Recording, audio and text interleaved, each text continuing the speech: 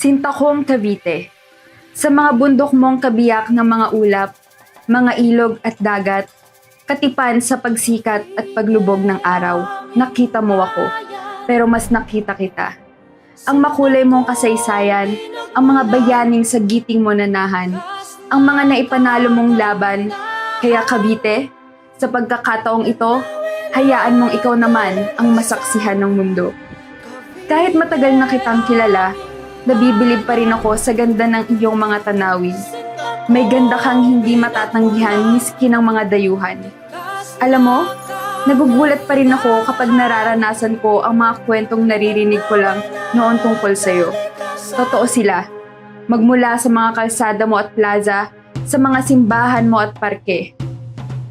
Lahat ng ito ay mga pinaghahabi-habing istorya ng matingkad mong disenyo, makulay mong sining, mayaman mong kultura at masigla mong turismo. Pero ang dapat mas malaman ng mga tao ay kung saan ako lumalakad ngayon. Parehas na lugar na nilakaran nila, nilang ating mga bayan. Bawat yapak ko ay paglakad sa tinahak nilang daan, sa mga labang kanilang naipanalo hanggang sa makamit ang ating kalayaan. At hindi ko maitatangging naman ako ito.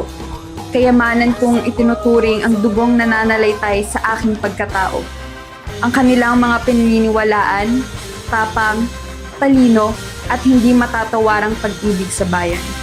Ito ang dahilan kung bakit din ako lumalaban. Gusto kitang makilala ng mundo at karangalan kong gawin din ito para sa'yo.